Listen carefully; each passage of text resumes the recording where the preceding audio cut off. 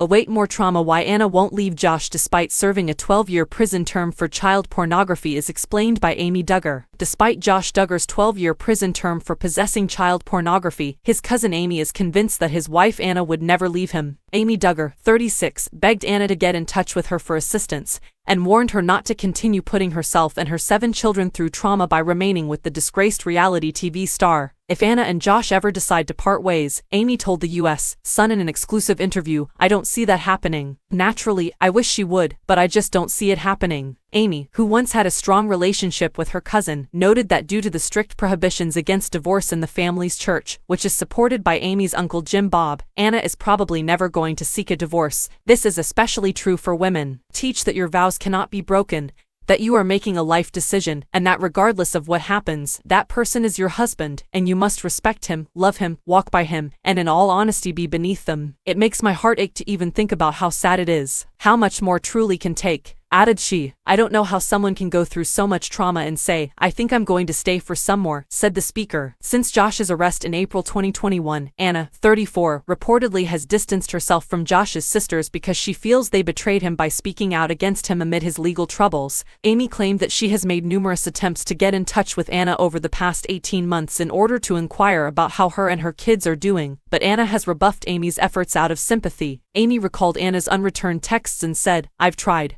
I have attempted to text her. Well, initially it was just 'I love you. I'm available to you. I asked how I could help you through this and got no response, so please let me know. Next, I said, I'm speaking to you out of love. I'm attempting to communicate with you. Your world is a secure one. If you need to take your kids elsewhere, we are a safe place." Amy claimed that on her second attempt to contact Anna, she even made the offer to house her and her kids for as long as they required, adamant that there was space for 7 beds. She remarked, "We truly could have helped her, and there has been no reply. There is simply so much more for than what she is experiencing at this time. You're in a very dim tunnel, and perhaps she's still not believing it. She's not going to comprehend what the heck is going on for a very long time. She is also a victim of all of this, so what has happened in her life is awful on every level." Amy admitted that she never anticipated Anna to respond to her messages, while wishing she would. She assures Anna that she will always have a shoulder to cry on, whether it is now or in the future. Amy stated, "I would love for her to, but I don't expect her to. I realize she's probably stressed, terrified out of her mind, and there are a lot of things going on right now. I hope she's taking care of herself because if I were her, I would have gone insane. More importantly, I hope she is looking after her kids. They are gorgeous youngsters with a lot of potential, and I only hope they can realize it. They are precious children." The Ashley's Reality Roundup was informed by sources last month that Anna has been visiting Josh every other weekend since he was imprisoned at the Federal Correctional Institute in Seagoville, Texas, a 6-hour drive from her home in Arkansas.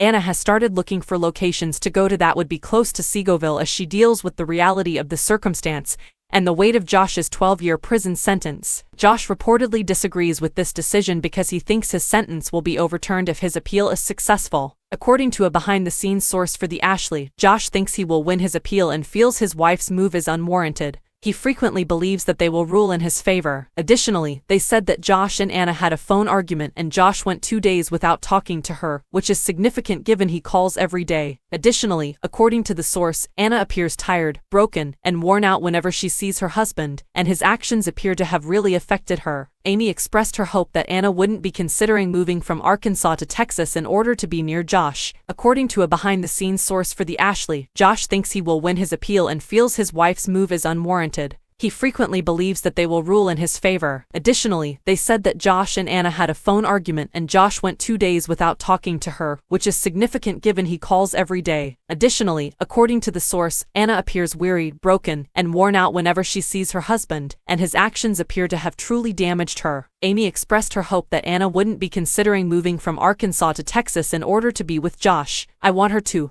comprehend what's transpired here. In fact, I wouldn't even have married him in the first place," Amy said in response to claims Josh had assaulted 5 young girls while he was a teenager, including members of his own family. The shocking charges were found in a police report from 2006 that was made public by In Touch in 2015. Amy said, "Knowing what happened to the sisters, what has occurred in the family that nobody has ever heard of. Don't marry someone like them," I said in amazement and realization. The first warning sign for her should have been when he cheated on her, said Amy's husband Dylan, who joined her for the interview with the U.S. Sun. Then, she ought to have pulled the plug. Leave when you start using hookers to cheat on your wife. Years will pass while she processes what occurred with Josh. She is also greatly influenced by the early norms set by the family and by her early marriage into it. She had a strategy for dealing with all the aspects of the marriage that caused her pain because, well, I've been taught this. This is how I've been living. Now, how do I escape from it? She must then consider simply being realistic. This many kids, I said. I am not employed, and neither am I college or otherwise educated.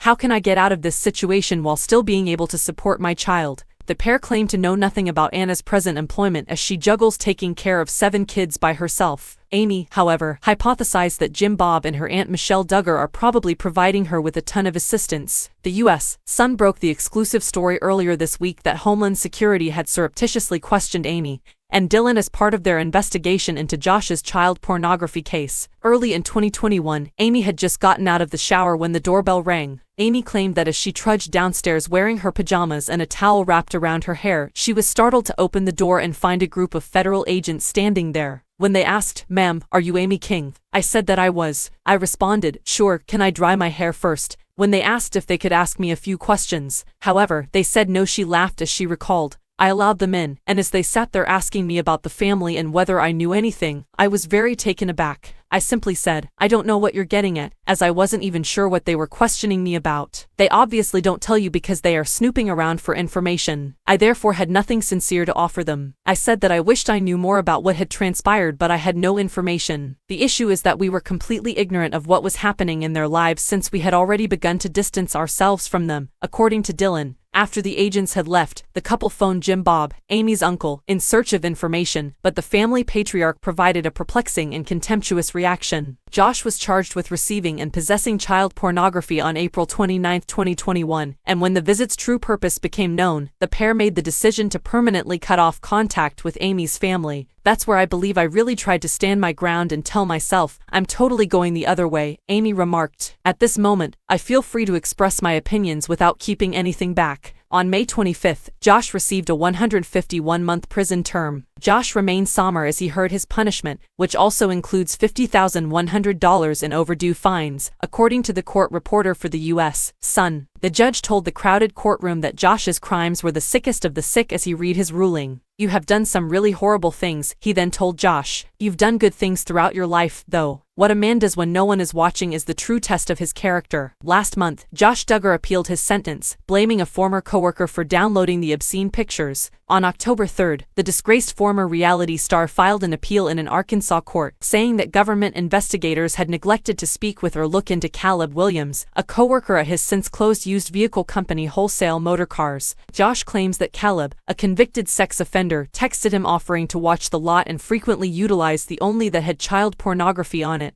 The Duggar team stated in the filing that the court had denied their request to call Caleb to the witness stand. The appeal has not yet received a decision.